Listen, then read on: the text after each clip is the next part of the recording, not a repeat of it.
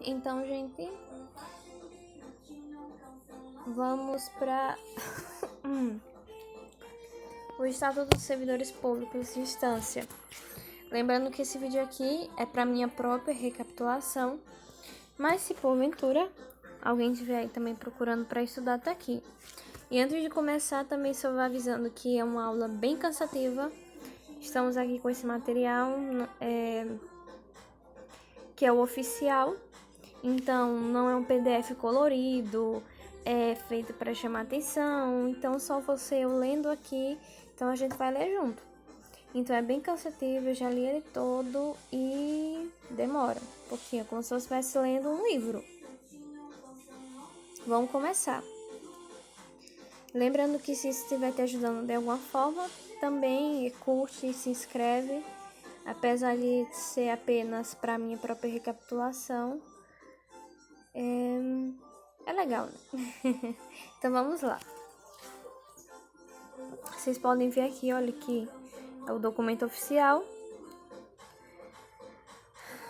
Esta lei dispõe sobre o Estatuto dos Servidores Públicos do Município de Instância, compreendidos os servidores do Executivo, do Legislativo, da Superintendência Municipal de Transporte e Trânsito, SMTT, e das fundações públicas municipais. Então, nós vamos ver por aí muito sobre a SMTT, das fundações públicas municipais, enfim. Para os efeitos desta lei, são servidores públicos aqueles legalmente investidos em cargo público de provimento efetivo ou de provimento em comissão. Provimento efetivo, nós vamos ver aí que é o provimento através de concurso, né, que é feito através de prova ou provas e títulos, ou em comissão, que vamos lá, o chefe lá que chama alguém e tanto ele pode chamar, né, que é de livre nomeação, então ele nomeia quem ele quiser, e exoneração também vai ter livre exoneração aí. Já em concurso, né, que é o provimento efetivo, nós sabemos que já não é dessa forma, né, que tem várias questões previstas em lei para que isso possa acontecer. Então vamos continuar aqui. Para os efeitos desta lei, são servidores públicos, aquele legalmente vestido, já falei isso, né? Então, cargo público. Vamos ver o que é cargo público aqui.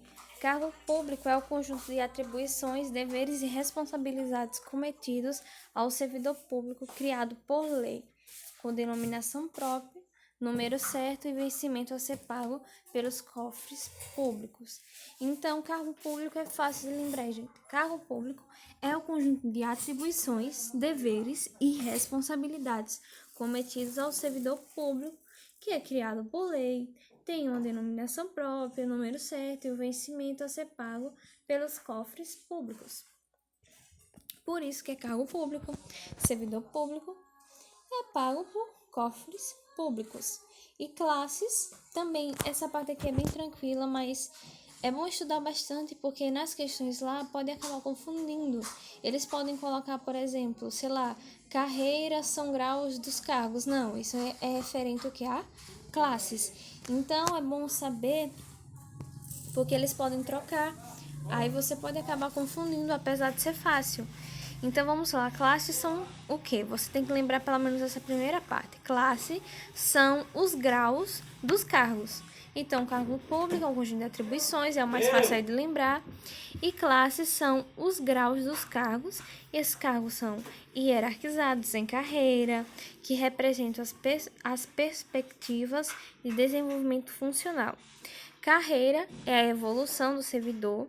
Então, vamos lá, olha, classes são os graus dos cargos e carreira é a evolução do servidor no conjunto de classes da mesma natureza funcional e hierarquizada, segundo o grau de responsabilidade e complexidade a elas inerentes. Gente, eu não sei como eu estou conseguindo ler, eu tive que traduzir quando eu li a primeira vez, porque para mim tá muito difícil, mas para o desenvolvimento do servidor, nas classes, os cargos que a integram. Então, você precisa decorar isso aqui tudo? Não. Mas você precisa entender. Você entendendo o conceito, pelo menos, do que é, quando você ler a questão direitinho lá, você vai perceber o que está errado e o que não está. Então, carreira é evolução. Você é um servidor público, você se torna, então, a sua carreira como servidor, a maneira com que você evoluiu nas classes, que as classes são os graus dos cargos. Então, vamos lá, nós temos aqui um cargo, só que você vai subindo de nível, sei lá, você trabalha como cooperador e, só um exemplo, depois você vai para o caixa e depois você se torna gerente. Então você está subindo de classe, de grau, que a classe é a mesma coisa que o grau dos cargos. Então você está evoluindo na sua carreira. Então é isso, gente. Vocês precisam entender o conceito de cada um desses requisitos. E quadro de pessoal. O quadro de pessoal, gente, é o conjunto de cargos de carreira, cargos isolados, cargos de provimento em comissão e funções gratificadas existentes no poder público municipal. Isso aqui vai ficar de mais fácil entendimento quando nós estudarmos direitinho mais para frente, tá? Mas lembrando aí o que é cargo de provimento em comissão. Comissão, gente, é aquele que a pessoa vai lá, ela nomeia quem ela quiser, mas ela também vai exonerar no momento que ela quiser, porque é de livre exoneração. E concursado, né? Quando você passa em concurso, aí você fala, agora eu sou concursado. Então já é bem diferente disso. Mas pelo menos lembrar aí, quadro pessoal é o conjunto de cargos de carreira.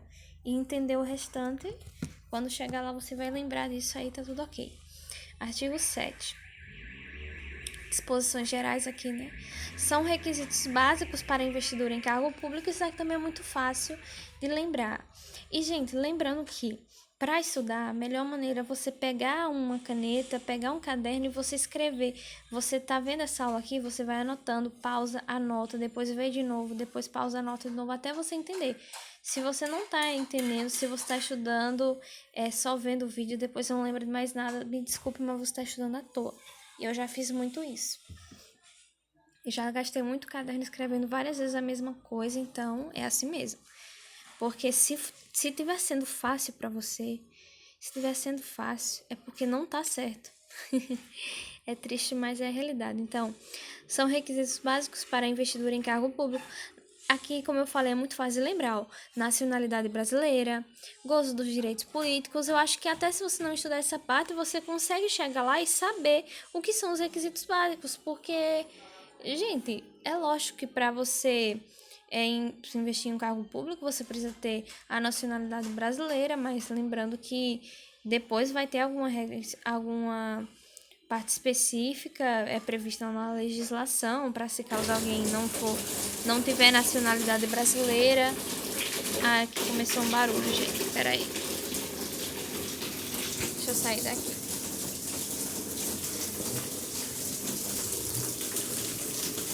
Vamos lá.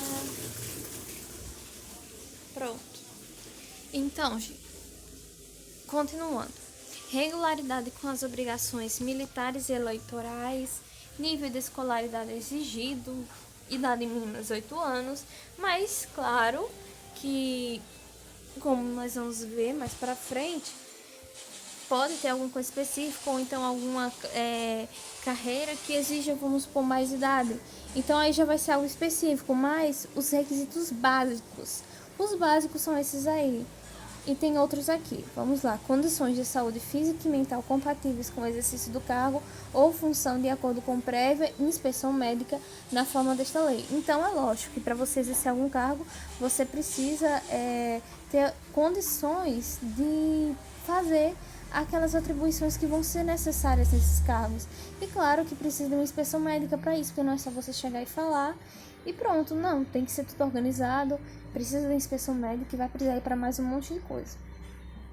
As atribuições do cargo podem justificar a exigência de outros requisitos estabelecidos em lei. Então, gente, as atribuições do cargo, como eu falei lá, vamos supor que ela precisa ter uma idade de 20 anos.